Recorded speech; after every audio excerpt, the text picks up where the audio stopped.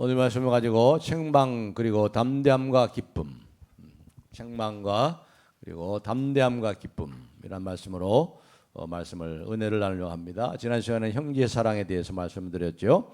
형제 사랑 말과 혀로만 사정하지 말고 생각만 하지 말고 아유 안 됐다 도와줘야지 얼마나 힘들까 그런 마음도 사실 귀하죠 사실. 그러나 우리가 그런 감상주의에 빠져 있어서는 안 돼요. 이론에 머물러 있어서는 안 됩니다. 머리로만 생각하시면 안 되죠. 가슴으로 와서 어디로 가야죠? 손발까지 행함과 진실함으로. 바로 이 형제 사랑, 이웃 사랑은 이 구체적인 실천은 결국 십자가에서 예수님께서 어떻게 했어요? 오셨잖아요. 이 땅에 오셨잖아요. 오셔서 뭡니까? 자기의 몸을, 자기의 생명을, 목숨을 형제를 위하여 버리셨으니 그리스도의 죽음 같은 이런 지극히 높고 고상한 차원에서부터 시작돼 가지고 그 다음에 아주 작은 일, 사실상 뭐 작은 일도 아니죠. 그게 다른 사람들을 돌보고 행함과 진실함으로 사랑하는 것, 어려움 가운데 있는 형제들을 돕는 것, 서로 붙잡아주는 것, 눈물을 닦아주는 것, 섬기고 희생하는 삶. 그렇습니다. 결코 사랑은 이론이 아니에요. 이론이 아니에요. 생각에서만 머물러 있어서는 안 되는 거죠. 자기 희생을 본보기로 보이셨던 예수님을 믿는 성도들은 단지 내가 믿습니다, 사랑합니다 말하는 것만 갖고 되는 것이죠. 실제 생활 가운데 행함으로 그 믿음과 사랑을 어떻게 해야 돼요? 나타내고 증거해야 되죠. 그래서 이것이 우리가 바로 하나님께 속한 자, 진리에 속한 자가 된다는 것을 우리가 확증하고 나타내 보이는 것이라 말씀을 드렸습니다. 그렇기 때문에 요한이 계속해서 여기서 계속 이 사랑에 대해서 얘기해요. 우리 요한복음서에서도 말씀을 나눴지만 이 사랑의 사도 요한, 예수님의 사랑을 누구보다도 많이 받고 많이 깨닫고 경험한 사람, 그 사랑으로 주님을 끝까지 사랑하고 또 형제를 사랑했던 사도, 사랑의 사도 요한은 바로 이 구속의 사랑, 예수 그리스도의 대속의 사랑, 죽으신 사랑, 우리에게 핏값으로 우리를 사신 그 사랑, 그러한 사랑으로 형제를 사랑해야 된다. 예수를 믿는다고 하면서도 여러분이 교회 안에 또 여러분의 친척과 인적 가운데 또 여러분의 가까운 식구들 속에 또 여러분의 친척 중에 친구들 가운데 미워하는 사람이 있으면 여러분 어떤 사람이에요? 거짓말하는 사람이에요. 거짓말하는 사람. 우리 교회 안에 없죠? 교회 안에 저 권사는 꼴도 보기 싫어. 그런 건 없죠? 그런 건 없을 거예요. 이제는 없을 거예요. 이제 다 젊었을 때는 좀 한창 뭐 그런 소리 있었어요. 서로 경계하면서. 그러나 이제는 나이가 들고 신앙의 철이 들어서 내가 왜 그때 그랬지? 더 사랑해야지. 후회하지 않고 사랑할 수 있는 그런 사람이 바로 빛 가운데 있는 사람이고 그 사람이 진리 가운데 있는 사람이다. 이와 같이 요한은 지금까지 이제 3장 19절 20절까지 이 하나님의 자녀 진리에 속했다는 확증을 의로움을 행하고 죄 짓지 않고 죄를 가볍게 여기지 않고 또 사랑의 실천을 통해서 그리스도인의 이 확신, 내가 하나님의 자녀고 내가 진리에 속했다는 것을 근거로서 확증한 다음에 그다음에 이제 19절 와서 20절에 이렇게 얘기합니다. 19절 보시면 19절 제가 보겠습니다. 이로서라는 게 뭐예요? 바로 그 앞에 있는 거죠. 행함과 진실함으로 사랑함으로써 의를 행하고 행함과 진실함으로 사랑함으로써 우리가 진리에 속한 줄을 알고 우리가 진리에 속했어요. 예수님이 진리지요. 그리스도에게 속해 있지요. 하나님의 자녀라는 걸 알고 우리가 확신합니다. 또 어땠습니까? 또 우리 마음을 주 앞에서 굳세게 하리니 굳세게 어떠한 난관이 있고 어떠한 위기가 온다 할지라도 내가 진리 가운데 있고 내가 하나님의 자녀다. 내가 하나님의 참으로 백성이다. 거룩한 하나님의 나라에 속한 사람이다 하는 이 흔들림이 없는 확신 가운데 거한다. 이로써 뭐함으로써 의를 행하고 행함과 진실함으로 사랑함으로써 그렇게 얘기한 다음에 이제 여기 20절에 오면은 이 사도 요한은 참 생각이 깊어요. 물론 성령께서 이제 사도 요한을 감동해서 이렇게 말씀하기 때문에 그런데 성령은 사람의 마음속의 깊음까지 다 통달하고 하나님의 깊은 것도 다 통달하시잖아요. 20절에 봅시다. 20절 우리 다 같이 한번 읽어보겠습니다. 20절 시작. 이는 우리 마음이 혹 우리를 책망할 일이 있어도 하나님은 우리의 마음보다 크시고 모든 것을 아시기 때문이라. 그런데 우리가 이와 같이 굳센 확신 가운데 내가 하나님의 자녀고 진리에 속았다 하면서도 마음속에 아이고 내가 아직도 저 집사 보면 꼴도 보기 싫고 내가 이렇게 사랑하지 못하지. 이 사랑에 실패하는 나를 보고 또 죄를 짓고 넘어지고 실패하는 자기의 잘못을 보고 어떻게 해요? 자기를 책망한단 말이에요. 책망. 사람은 뭐가 드는 거예요? 죄의식이네. 죄의식. 사랑해야 되는데 나 같은 것도 하나님이 사랑하시는데 나도 그렇게 사랑해야 되는데 사랑하지 못하는구나. 왜 이럴까? 이 죄의식, 죄책감. 우리를 책망할 일이 있어도 그런 것이 있죠. 우리에게. 형제 사랑해서 실패하고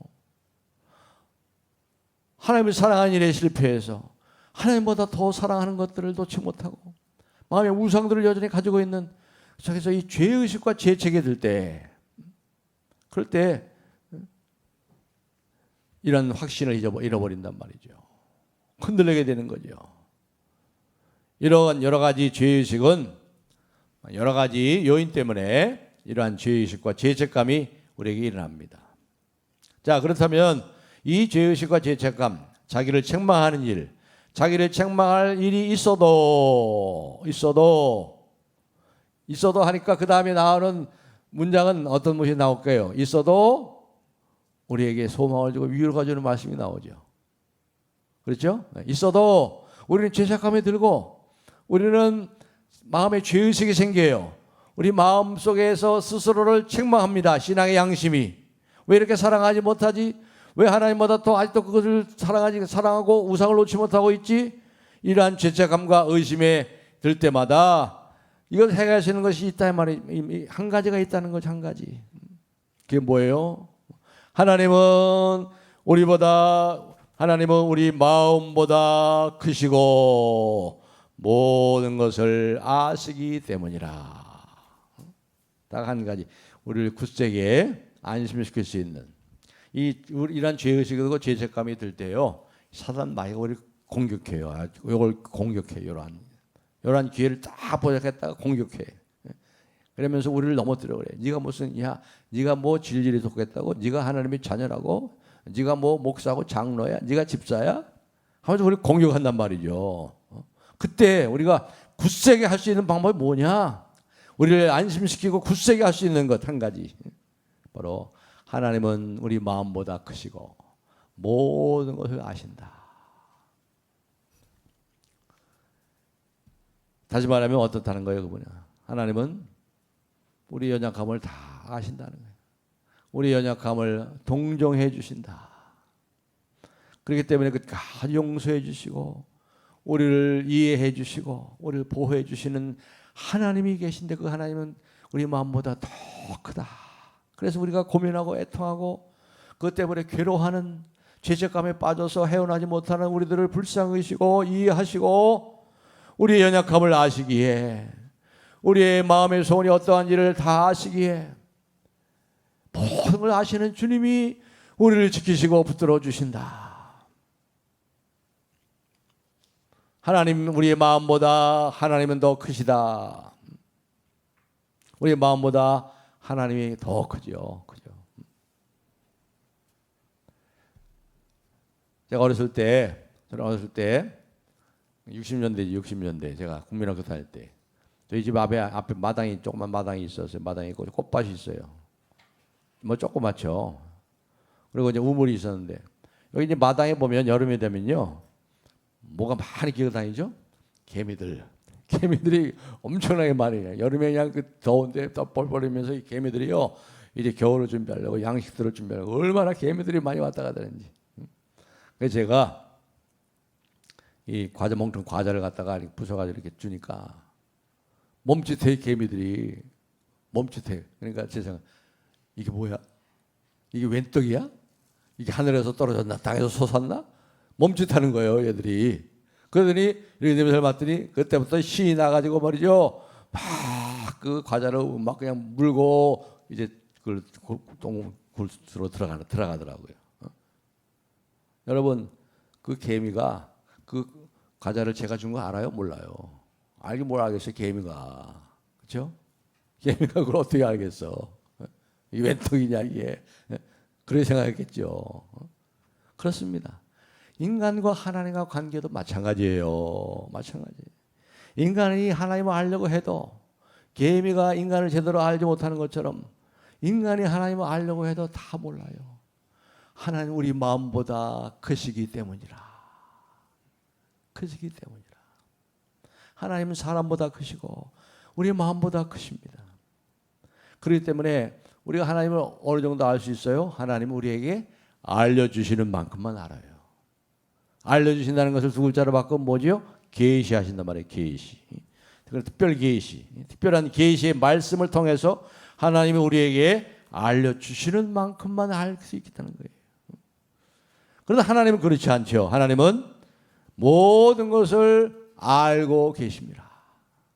여러분이 실패해서, 여러분의 잘못을 인해서, 또 사랑하지 못해서, 하나님보다 더 사랑하는 그런 우상 때문에 괴로워하고 죄책감에 빠져 있는 것들, 고민하는 이 모든 것들을 우리 하나님은 다 아시고, 우리가 우리를 책망할 수 있어도 거기서 헤어나지 못할 때도 하나님은 아시고 우리를 이해해 주시고 우리를 불쌍히 여기시고 우리가 허무한데 굴복할 수밖에 없는 연약한 인생을 아시고 우리를 이해하시고 용서하시고 다시 일으켜 주신다.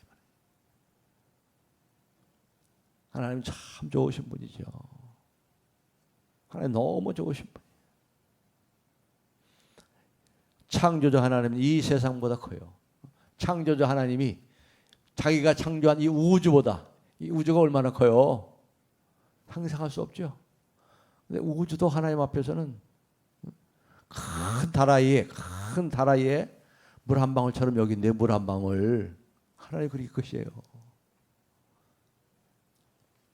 공간적으로도 그렇고 시간도 뛰어넘어요. 하나님은요 과거와 현재와 미래를 동시에 봐. 하나님에게는 영원한 현재가 있어요. 영원한 현재. 그러니까 이 우주보다 큰 거울이 있으면 아마 그렇게 본다고 그러더라고요. 우주보다 큰 그 거울로 보면은 그렇게 볼 수 있다는 거예요. 과거, 현재, 미래를 동시에 봐요. 하나님은. 우주를 창조한 하나님은 우주보다 크십니다. 한쪽 별에서 비치는 이 불빛이, 별빛이 수억 광년 달려서 저쪽 별에 닿는 그 전체 광경을 이미 하나님은 보고 계신데. 하나님 그렇게 크세요. 그렇게 위대하세요. 하나님은 우리의 마음보다 크시고 모든 것을 아시기 때문이라. 그러므로 우리 연약함에도 불구하고 끝까지 견고하시고 우리를 용서하시고 이해해 주시고, 하나님은 참 우리를 이해하시는 것 같아요. 참 하나님은 우리의 연약함을 다 알고 이해하시죠. 그리고 마침내 선한 일을 시작하신 그분께서 다 끝까지 이루신다 이 말이에요. 이루신다. 이런 소망을 가지세요. 여러분 한 사람 한 사람을 사랑하셔서 연약함에도 불구하고 붙잡아 주시고 일으키시고 마침내 선한 뜻을 다 이루어 주신다. 우리의 끝을 붙잡고 계신 하나님은 우리의 끝을 붙잡고 계신 선하신 하나님 우리 아버지가 여러분의 끝을 붙잡고 계시니 얼마나 좋아요. 얼마나 희망이 있어요. 너무 걱정하지 마세요. 그래서 사도 바울은 우리가 잘 아는 말씀 로마서 8장에 22절 이하에 뭐라 그랬죠? 누가 능히 하나님의 택하신 자들을 송사하리요. 정죄할 수 있단 말이에요. 누가 정죄하리요? 의롭다 하신 이는 하나님이시니 누가 정죄하리요? 그렇기 때문에 여러분, 사랑하는 성도 여러분, 주님의 말씀입니다. 주님의 예배의 음성을 들으세요. 여러분의 마음속에 의심과 내 자신을 책망하고 죄책감이 일어나고 자책감이 일어날 때 나를 바라보기보다는 하나님의 사랑과 그 자비와 그 은혜를 먼저 바라보세요. 먼저 바라보세요. 따라해 보시기 바랍니다. 나의 잘못은 천천히 보고 하나님의 은혜를 빨리 보자. 잊지 마세요. 잊지 마시라고. 하나님의 은혜를 보지 못하니까 자책감, 죄책감에 빠져가서 고민하고 할당하고 헤어나지 못하고 희망을 잃어버리고 자기 잘못에 그냥 확 사로잡혀가지고 사단 마귀에게 속아서 자기 잘못을 천천히 보시고 하나님의 은혜를 빨리 보세요. 빨리 보세요. 그분은 우리 마음보다 크시고 모든 걸 다 아시기 때문이라. 이렇게 함으로써 이제 우리가 하나님 앞에 가져오는 두 가지 유익이 있어요. 담대함을 얻게 된다는 거예요. 담대함을 얻게 된다.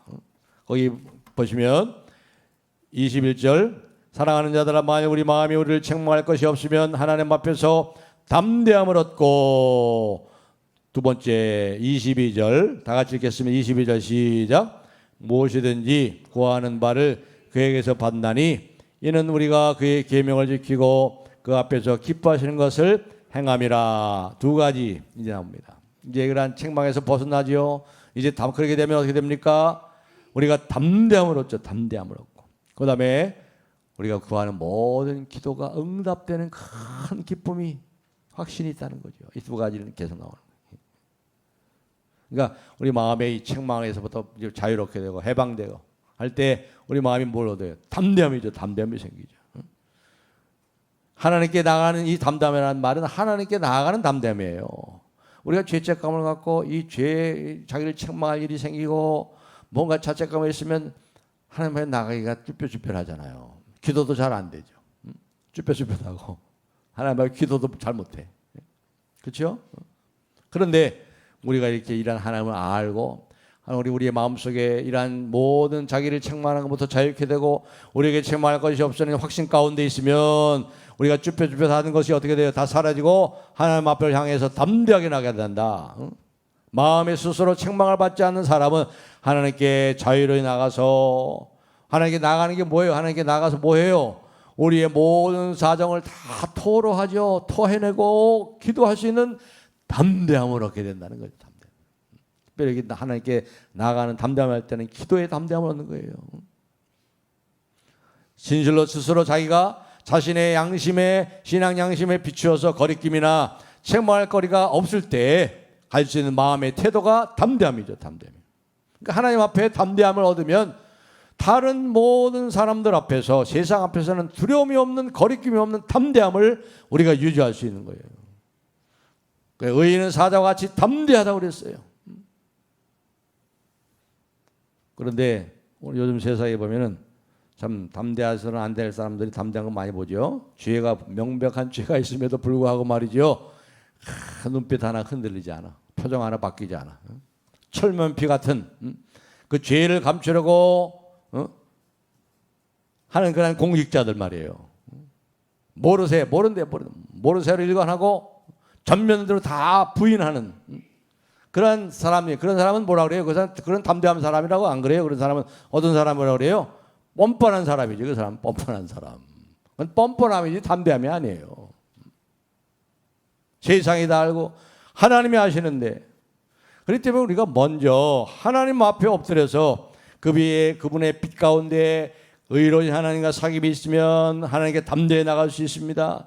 우리가 우리 마음속에 비춰봤을 때 우리의 마음속에 우리를 책망할 일이 생깁니다. 그럴 때 어떻게 우리의 어둠과 죄를 자백하고 죄의 사함을 받고 회복하면, 만약 우리가 우리 죄를 자백하고 우리의 죄를 회개하면 그는 미쁘시고 의로우사 우리 죄를 사하시고 우리를 모든 불의에서 깨끗하게 하실 것이요. 특별히 이런 담대함을 우리가 어떻게 가질 수 있을까요? 이 책망으로부터. 하나님이 우리보다 크시기 때문에. 이거보다 더 직접적인 것은요, 우리가 하나님과 우리의 관계예요. 우리가 누구라고 했어요? 3장 1절 한번 보겠습니다. 3장 1절을 다 같이 한번 읽겠습니다. 3장 1절 시작. 보라, 아버지께서 어떠한 사랑을 우리에게 베푸사 하나님의 자녀라 일컬음을 받게 하셨는가. 우리가 그러하도다. 그러므로 세상이 우리를 알지 못하면 그를 알지 못함이라. 무슨 말이에요? 저와 여러분이 하나님의 자녀란 말이에요. 자녀.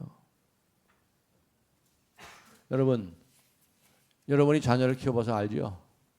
자녀이 속을 더럽게 썩이는 거 이놈이. 그러면 하도 화가 나니까 뭐라 그래요? 너 또 한 번 더 이렇게 하면 호적에서 파내버릴 거야. 그러죠? 그런데 정말 호적에서 파냅니까? 파내요? 우리가 육신의 아버지, 육신의 부모를 할지라도 자녀가 말 안 듣고 속을 썩여도 정말 호적에서 파내보고 싶어도 그렇게 하는 부모가 어디 있어요? 그렇죠? 우리가 하나님의 자녀예요. 우리가 자녀라.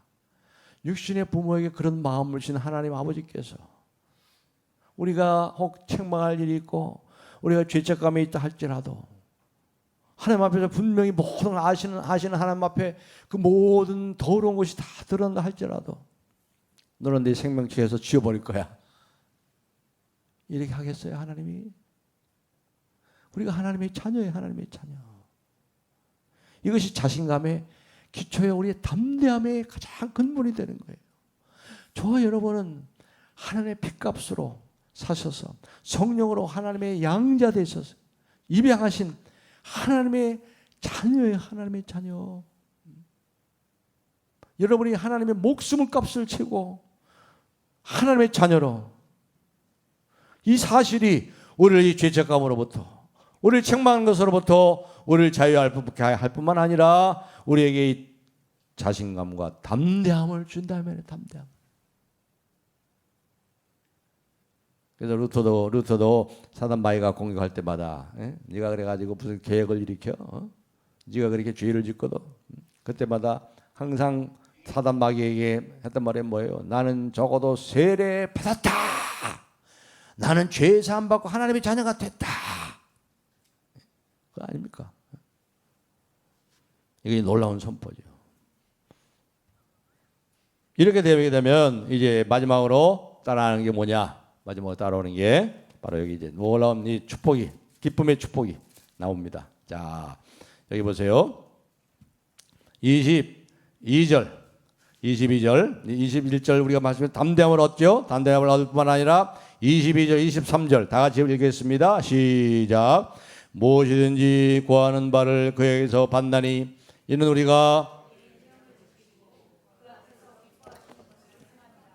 그의 계명은 이것이니 곧 그 아들 예수 그리스도의 이름을 믿고 그가 우리에게 주신 계명대로 서로 사랑할 것이니라. 아멘. 응답받는 기도에 대해서 우리가 기도하는 거 다 주신대. 그렇게 응답받고 싶죠? 네. 여러분이 기도하는 기도의 모든 소원들 다 이루어지는 이 기도 응답의 조건에 대해 얘기합니다. 사실상 우리가 스가랴서를 통해서 말씀했잖아요. 스가랴서를 통해서 힘으로도 되지 아니하며 능으로도 되지 아니하며 오직 나의 신으로만 나의 영으로만 되느니라. 스가랴 4장 6절에 그러죠. 기도는 인간은 할 수 없지만 성령은 하시나니 내가 할 수 없는 거예요. 그렇기 때문에 하나님 앞에 엎드리는 거예요. 하나님 도와주세요. 나를 무한히 사랑하시고 할 수 없는 인생이 할 수 없는 문제들을 가지고 나를 무한히 사랑하시고 하나님의 하나님 되심을 나타내시는 그 기도의 자리로 가는 거 아닙니까? 그런데 여기서 오늘 말씀에서는 그 기도를 능력의 차원에서 얘기하는 것이 아니에요. 여기 보면 21절 우리가 22절 읽었습니다마는 무엇이든지 구하는 바를 그에게서 받나니 이는 왜냐하면 무엇이든지 여러분이 구하는 것을 받기 위해서는 뭔가 있단 말이죠. 조건이 있단 말이에요. 조건적인 은혜예요. 은혜도 무조건적인 것이 있어요. 우리가 구원받은 건 무조건적으로 하나님 우리가 상관없이 하나님 우리를 택하셨죠. 무조건적으로. 근데 조건적인 은혜도 많아요. 구하라 그리하면 주시리라. 그렇죠. 우리가 요한일서를 공부하면서 제가 처음에 그런 말씀을 드려요. 요한일서는 요한복음의 해석서다 그랬어요. 요한복음의 해석서다. 그래서 우리가 오늘 이 말씀 21절 22절을 잘 이해하기 위해서는 성경을 성경으로 해석하는 것이 가장 좋기 때문에 요한복음을 우리가 다시 한번 복습하는 의미에서 보면 좋겠어요. 요한복음 15장 5절 한번 화면에 올리고 다 같이 한번 읽겠습니다. 다 같이 시작. 나는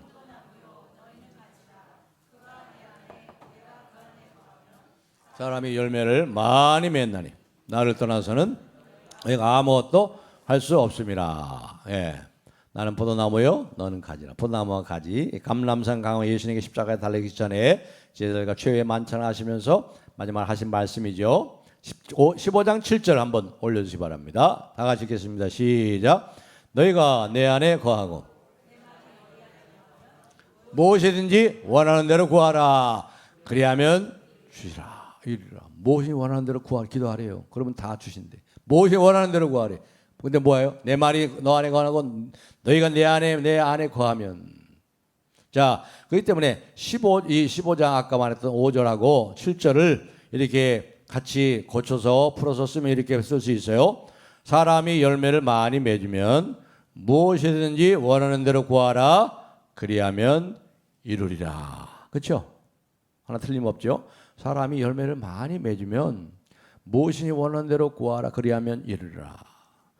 그러니까 결국 무엇이든지 원하는 대로 구하라. 그리하면 주시리라 하셨는데 조건이 있어요. 조건이 뭐였어요? 열매를 맺으면. 그렇죠? 열매를 맺으면. 여러분 열매가 있습니까?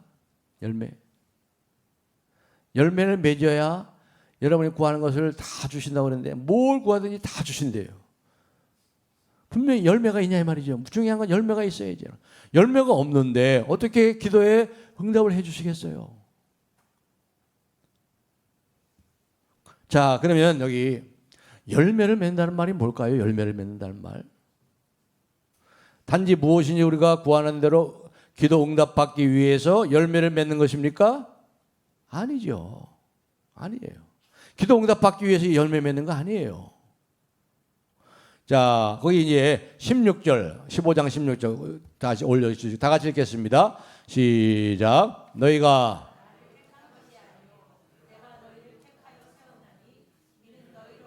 열매를 맺게 하고 또 너희 열매가 항상 있게 하여 내 이름으로 아버지께 무엇을 구하든지 다 받게 하려 함이라. 여기서도 열매가 있게 하리니 이는 내가 아버지 내 이름으로 아버지께 무엇을 구하든지 다 받게 하려 함이라.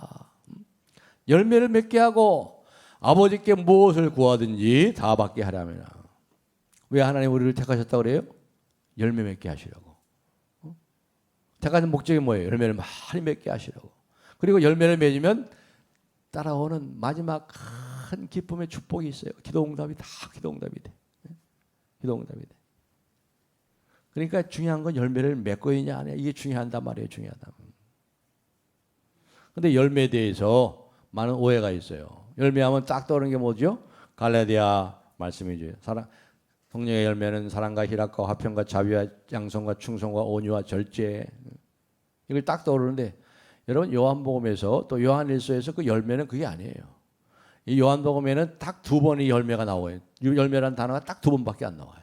바로 오늘 15장 우리가 함께 읽었던 15장에 나오고 그다음에 12장 24절에 나옵니다. 12장 24절에 뭐라고 했냐면 내가 진실로 너희에게 이르노니 한 알의 밀알이 땅에 떨어져 그대로 있으면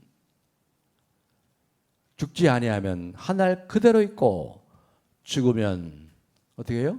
많은 열매를 맺느니라. 여기 딱 두 번밖에 안 나와. 요한복음 그 엄청난 요한복음에 열매라는 단어가 딱 두 번밖에 안 나요. 그러니까 여기 열매가 뭐예요? 죽으면 많은 열매를 맺고 사랑과 섬김과 희생의 열매예요. 희생. 자기를 위해 열매 맺는 게 아니에요. 나를 사랑하는 거, 내 가족을 사랑하는 거, 나를 위해 희생하는 거, 내 가족을 위해서 희생하는 거, 그거 아니에요. 그 열매 아니에요. 주님과 이웃을, 다른 사람을, 형제 자매들을 위한 열매를 말하는 거예요. 내가 내 가족을 위해서는 많이 희생하잖아요. 얼마나 사랑합니까? 여러분의 가족들을, 여러분의 자녀들. 물론 그것도 하지 못하는 사람도 있어요. 세상에는 참 딱하죠. 그러나 그 정도가 아니에요. 그 정도가 열매가 아니에요. 나와 내 가족이 아닌 주님과 복음과 교회와 이웃을 위해서 희생과 섬김과 사랑의 열매가 있는가 이 말이죠. 열매. 다른 사람을 위한 자기 희생과 사랑과의 섬김의 열매가 있는가? 희생이 있는가?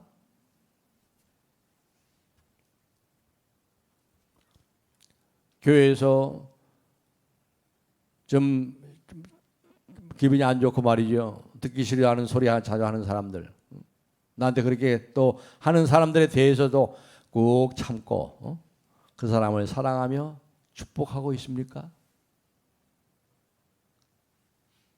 우리 교사들도 말이죠. 우리 교사들도 맡겨진 아이들, 그를 위해서 정말 희생하며 진심으로 사랑하고 섬기는 열매가 있습니까?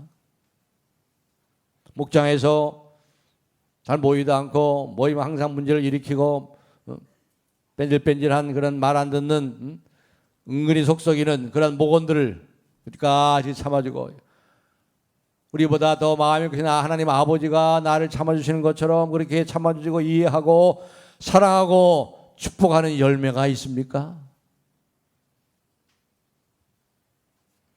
목숨을 다하고 뜻을 다하고 마음을 다해 주 너희 하나님을 사랑하고 내 이웃을 내 자신같이 사랑하고 희생하고 섬기는 열매가 있냐 이 말이에요.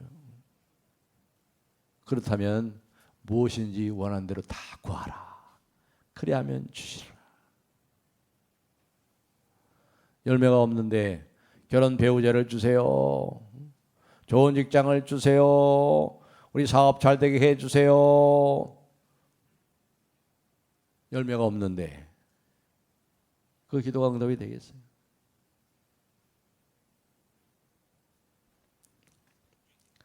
이제 말씀 맺겠습니다. 우리 마음속에 참으로 이 사랑이 실패할 때가 있어요.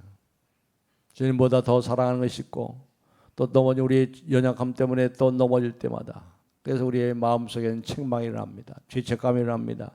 죄 속에 고민하고 괴로워합니다. 그때마다 하나님은 우리 마음보다 크시니 모든 것을 아시는 주님이 나를 이해해 주시고 붙잡아 주시고 마침내 이루신다.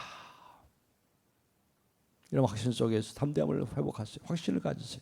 마음을 굳세게 하세요. 주여 도와주세요. 나를 살려주세요. 일으켜주세요. 넉넉히 이길 수 있도록 힘주세요. 내 속사람을 능력으로 강건하게 해주세요. 그리고 하나님의 자녀라는 이 확신, 이 담대함을 가지고, 저와 여러분 하나님의 자녀예요. 우리를 하나님께서 자기의 피값으로 하셨는데 우리를 버리시겠습니까? 우리를 모른다고 하시겠습니까? 우리의 잘못은 천천히 보고 하나님의 은혜를 빨리 보세요. 그래야 할 때 우리가 담대함을 갖습니다. 확신을 가지고 담대함은 하나님 마음에 나가서 기도할 때마다 모든 기도가 다 응답이 됩니다. 계명은 다른 게 아니에요. 여기서 말하는 계명이 뭐예요? 여기 22절에 나오지. 그의 계명은 이것이니, 그의 계명은 이것이 뭐예요? 곧 그 알 예수 그리스도의 이름을 믿고, 23 있잖아요. 예수님 믿죠? 그 다음에 뭐예요? 그가 우리에게 주신 계명대로 서로 사랑할 것이니라. 이게 계명이에요. 예수 믿고 주님 사랑하고 형제 사랑하는 사람 다 이룬 것이죠. 이렇게 할 때 구하는 대로 다 응답받는 놀라운 축복, 책망을 넘어서 우리가 담대함과 확신을 가지고 모든 기도들이 다 응답되는 놀라운 축복의 삶을 살고 나누고 증거하는 주님의 귀한 자녀 다 되시기를 예수님의 이름으로 축복합니다.